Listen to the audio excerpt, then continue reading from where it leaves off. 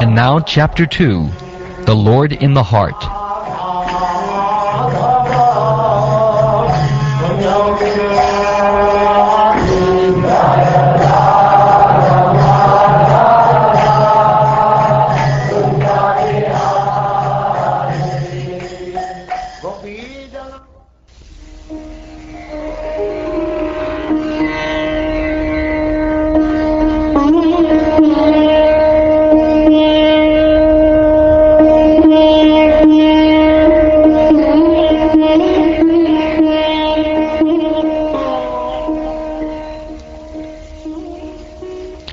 Srila Shukdev Goswami said, "Formerly, prior to the manifestation of the cosmos, Lord Brahma, by meditating on the Virat Rupa, regained his lost consciousness by appeasing the Lord.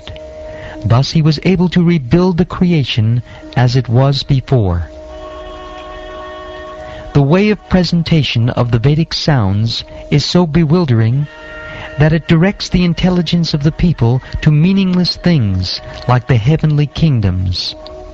The conditioned souls hover in dreams of such heavenly illusory pleasures, but actually they do not relish any tangible happiness in such places. For this reason, the enlightened person should endeavor only for the minimum necessities of life, while in the world of names. He should be intelligently fixed and never endeavor for unwanted things, being competent to perceive practically that all such endeavors are merely hard labor for nothing. When there are ample earthly flats to lie on, what is the necessity of cots and beds? When one can use his own arms, what is the necessity of a pillow? When one can use the palms of his hands, what is the necessity of varieties of utensils?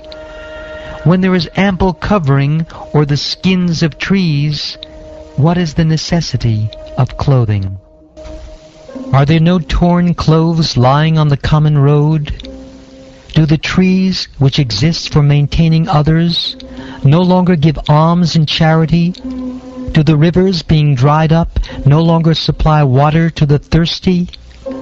Are the caves of the mountains now closed? Or above all, does the Almighty Lord not protect the fully surrendered souls?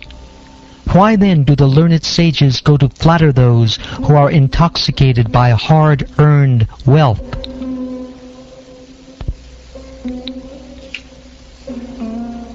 Thus being fixed, one must render service unto the Supersoul, situated in one's own heart by his omnipotency.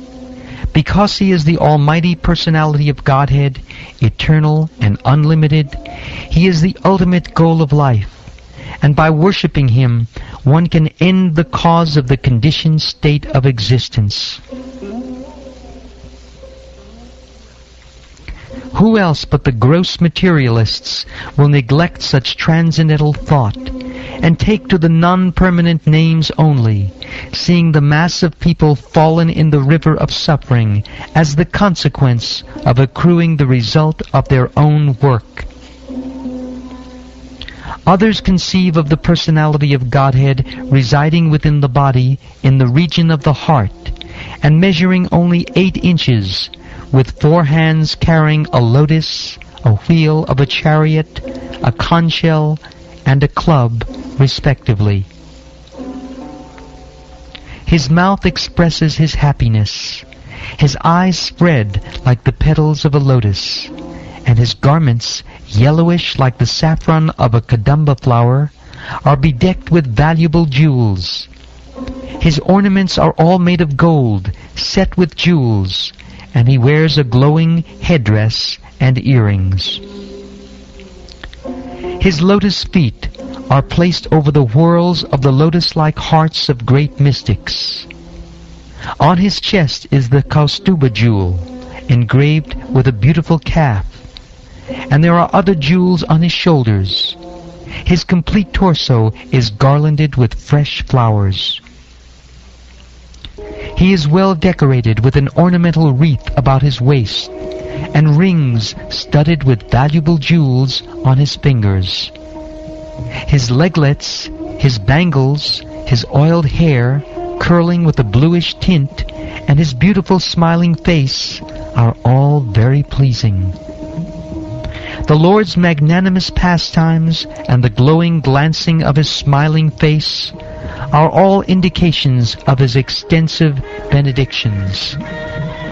One must therefore concentrate on this transcendental form of the Lord as long as the mind can be fixed on him by meditation.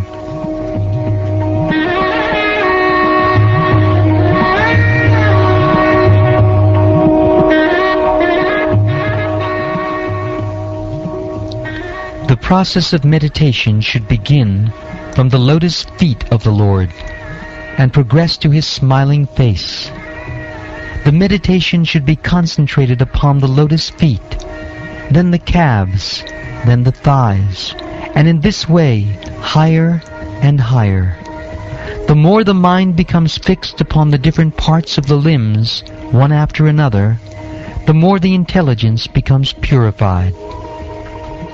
Unless the gross materialist develops a sense of loving service unto the Supreme Lord, the seer of both the transcendental and material worlds, he should remember or meditate upon the universal form of the Lord at the end of his prescribed duties. O King, whenever the yogi desires to leave this planet of human beings, he should not be perplexed about the proper time or place, but should comfortably sit without being disturbed, and, regulating the life air, should control the senses by the mind. Thereafter, the yogi should merge his mind by his unalloyed intelligence into the living entity, and then merge the living entity into the super-self. And by doing this, the fully satisfied living entity becomes situated in the supreme stage of satisfaction, so that he ceases from all other activities. In that transcendental state of labdopashanti, there is no supremacy of devastating time, which controls even the celestial demigods who are empowered to rule over mundane creatures. And what to speak of the demigods themselves? Nor is there the mode of material goodness, nor passion, nor ignorance, nor even the false ego, nor the material causal ocean, nor the material nature. The transcendentalists desire to avoid everything godless, for they know that supreme situation in which everything is related with the Supreme Lord Vishnu. Therefore, a pure devotee who is in absolute harmony with the Lord does not create perplexities, but worships the lotus feet of the Lord at every moment, taking them into his heart. By the strength of scientific knowledge, one should be well situated in absolute realization, and thus be able to extinguish all material desires.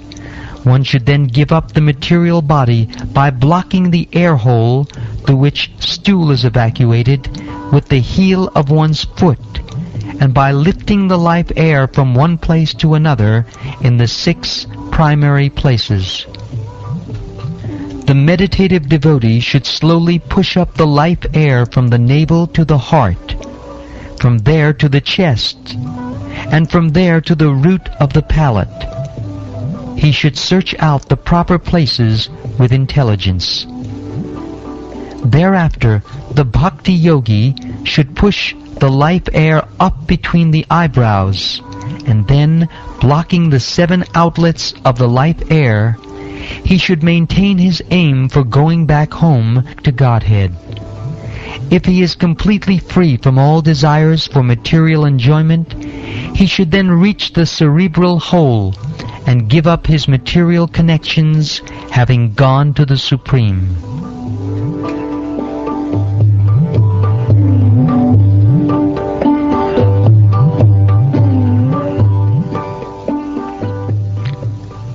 However, O king, if a yogi maintains a desire for improved material enjoyments, like transference to the topmost planet, Brahmaloka, or the achievement of the Eightfold Perfections, travel in outer space with the Vyhayasis, or a situation in one of the millions of planets, then he has to take away with him the materially molded mind and senses. The Transcendentalists are concerned with the spiritual body. As such, by the strength of their devotional service, austerities, mystic power, and transcendental knowledge, their movements are unrestricted within and beyond the material worlds. The fruitive workers or the gross materialists can never move in such an unrestricted manner. O king, when such a mystic passes over the Milky Way by the illuminating Sushumna to reach the highest planet, Brahmaloka, he goes first to Vaishvanara, the planet of the deity of fire, wherein he becomes completely cleansed of all contaminations, and thereafter he still goes higher to the circle of Shishumara to relate with Lord Hari, the personality of Godhead. This Shishumara is the pivot for the turning of the complete universe, and it is called the navel of Vishnu, or Garbhodakashayi Vishnu. The yogi alone goes beyond this circle of Shishumara and attains the planet Maharloka, where purified saints like Bhrigu enjoy a duration of life of 4,300,000,000 solar years. This planet is worshipable even for the saints who are transcendentally situated. At the time of the final devastation of the complete universe, or the end of the duration of Brahma's life, a flame of fire emanates from the mouth of Ananta, from the bottom of the universe. The yogi sees all the planets of the universe burning to ashes, and thus he leaves for Satyaloka by airplanes used by the great purified souls. The duration of life in Satyaloka is calculated to be 15,480,000,000,000 years. In that planet of Satyaloka, there is neither bereavement, nor old age, nor death. There is no pain of any kind, and therefore there are no anxieties, save that sometimes, due to consciousness, there is a feeling of compassion for those unaware of the process of devotional service, who are subjected to unsurpassable miseries in the material world. After reaching Satyaloka, the devotee is specifically able to be incorporated fearlessly by the subtle body in an identity similar to that of the gross body, and one after another he gradually attains stages of existence from earthly to watery, fiery, glowing, and airy, until he reaches the ethereal stage. The devotee thus surpasses the subtle objects of different senses, like aroma by smelling, the palate by tasting, vision by seeing forms, touching by contacting, the vibrations of the ear by ethereal identification, and the sense organs by material activities. The devotee, thus surpassing the gross and subtle forms of coverings, enters the plane of egoism, and in that status he merges the material modes of nature, or ignorance and passion, in this point of neutralization, and thus reaches egoism in goodness. After this, all egoism is merged in the Mahat Tattva, and he comes to the point of pure self-realization.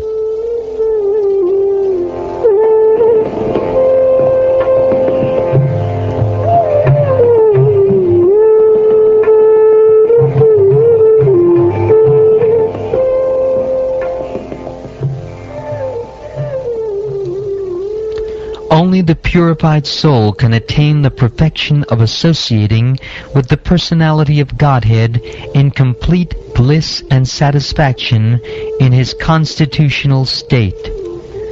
Whoever is able to renovate such devotional perfection is never again attracted by this material world, and he never returns. Your Majesty Maharaj Parikshit, know that all that I have described in reply to your proper inquiry is just according to the version of the Vedas, and it is eternal truth. This was described personally by Lord Krishna unto Brahma, with whom the Lord was satisfied upon being properly worshipped. For those who are wandering in the material universe, there is no more auspicious means of deliverance than what is aimed at in the direct devotional service of Lord Krishna. The great personality Brahma, with attention and concentration of the mind, studied the Vedas 3 times, and after scrutinizingly examining them, he ascertained that attraction for the Supreme Personality of Godhead, Sri Krishna, is the highest perfection of religion. The Personality of Godhead, Lord Sri Krishna, is in every living being, along with the individual soul. And this fact is perceived and hypothesized in our acts of seeing and taking help from the intelligence. O King, it is therefore essential that every human being hear about, glorify, and remember the Supreme Lord, the Personality of Godhead, always and everywhere. Those who drink through oral reception, fully filled with the nectarian message of Lord Krishna, the beloved of the devotees, purify the polluted aim of life known as material enjoyment, and thus go back to Godhead, to the lotus feet of Him, the Personality of Godhead.